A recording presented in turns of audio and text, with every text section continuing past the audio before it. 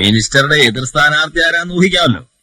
Rubber തോട്ടങ്ങൾ ലക്ഷങ്ങൾ ചുരത്തും അയാൾക്ക് വേണ്ടി. അതിനെ നേരിടണമെങ്കിൽ വിദ്യാധരൻ സാർ ഒരു കാര്യം പറയുമ്പോ എനിക്ക് ആർഗ്യുമെന്റ് ഇല്ല. പക്ഷെ എന്റെ കമ്പനിയുടെ സ്ഥിതി ഒന്ന് ആലോചിച്ച് നോക്കൂ.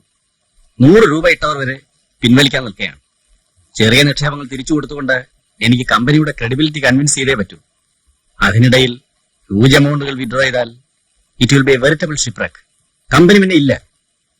ഇപ്പോൾ ഈ ക്രൈസിസിൽ നിന്ന് രക്ഷിക്കാൻ സാറിന് മാത്രമേ സാധിക്കൂ. Please help me.